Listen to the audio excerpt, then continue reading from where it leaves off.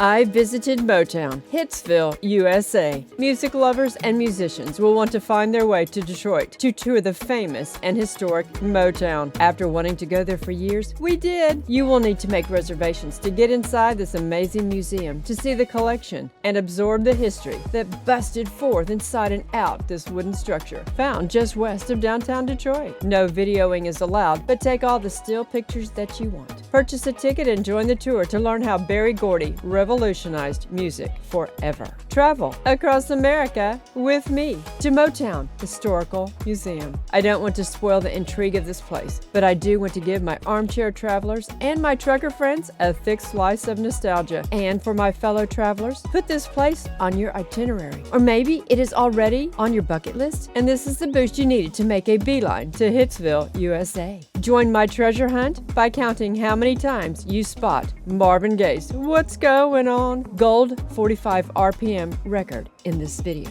How many of you know what RPM stands for? This is gonna be awesome. We are going to see lots of albums and photos. Go inside Berry Gordy's apartment and step into the actual recording studio, Studio A, where the light switch was never turned off. And at the end of this video, I have a surprise about the Jackson 5, so hang on. After buying our ticket, we had a little over an hour to wait for our tour to begin. We chose to get back in the car and to see the roadside oddity, the giant Uniroyal tire that's poised on the south side of I-94, just west of Detroit in Allen Park. The tire was a Ferris wheel at the 1964 World's Fair in New York City. It's time for the tour. We parked on the street behind the museum that fronts West Grand Boulevard. As the tour guide greeted us, he told us about some of the most famous artists whose photographs were hung floor to ceiling. He said that photography was allowed, just no filming. He explained about the museum's founding. He spoke of how Berry Gordy's insight and enthusiasm included buying the houses nearby to facilitate his dream. His dream included making amazing stars and musicians the best of the best. He hired the best clothing designers and those who would teach his rising stars proper etiquette. And he taught them how to style and how to fashion themselves for performances. They were taught how to use their charisma and synchronize their moves to make them the best of the best. There was a woman who also was a part of this charge and foremost responsible for this museum. Esther Gordy Edwards founded the Motown Historical Museum in 1985. Mrs. Edwards was formerly the Senior Vice President and Corporate Secretary of Motown Record Corporation and Motown Industries,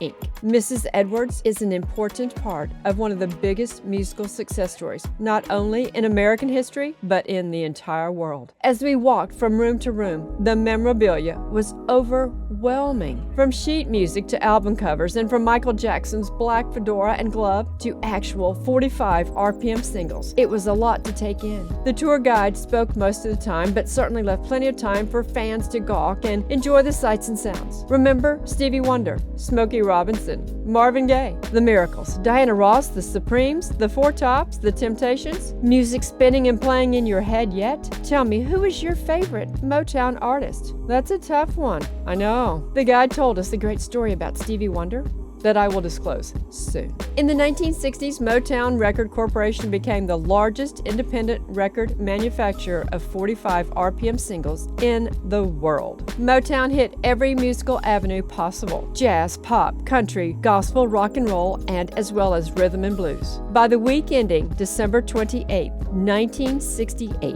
Motown occupied 5 of the top 10 in Billboard's Hot 100, including number 1, 2, and 3 positions. Berry Gordy was a true success story. When Berry Gordy talked about crossing over, he didn't just mean record charts and racial barriers. He was talking about oceans. Motown has enjoyed immense popularity throughout the world. One of the coolest stops on the tour was Berry Gordy's apartment. Some of you will recognize way too many items in this stark apartment that will run our minds back to the 1960s. Now, downstairs to the Motown offices and Studio A. This part is going to take a lot more of you down memory lane. This was a time when cigarette smoking was exceedingly popular. I know some of you watching never knew that people bought cigarettes out of a machine. Well, they did. We experienced so many glimpses into the past, such as seeing the 1 millionth record for The Miracles. The song was Shop Around, and the date on the display read February 12, 1961. Wow, is that all I can say? Well, I can say something. Don't laugh.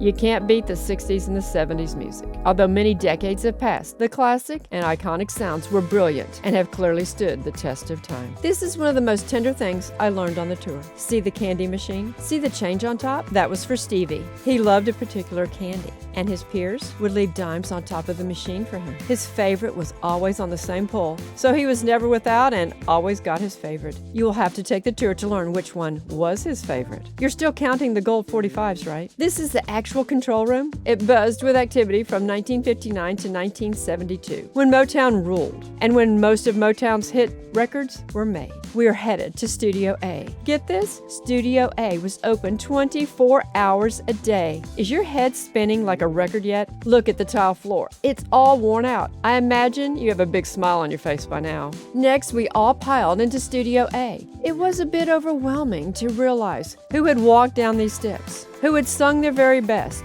and who played these instruments like no one else could. Frankly, it was hard not to get emotional. My stepmother loved soul music, and I heard these tunes nonstop growing up. If you didn't, all I gotta say is you missed out. Paul McCartney played this Steinway and basically forced Gordy to ship this beauty to New York to be repaired. It had been played so much, so hard, the poor piano needed help, and McCartney felt a lot of help. I think the Steinway was absent for a year. We learned another interesting fact. There was a group of musicians and backup singers that remained nameless and faceless, that sung and played filling in the sound to make Motown, Motown. See the sheet music to My Girl? Well, our guide led us all in a sort of amateur rendition of My Girl. We paced right and left and snapped our fingers as we sang this Motown classic. Sing and dance for yourself. It's fun. Time has been frozen in Studio A. I hope that you too can one day visit this musical institution, no matter how old or young you are. Motown music has got to make you move.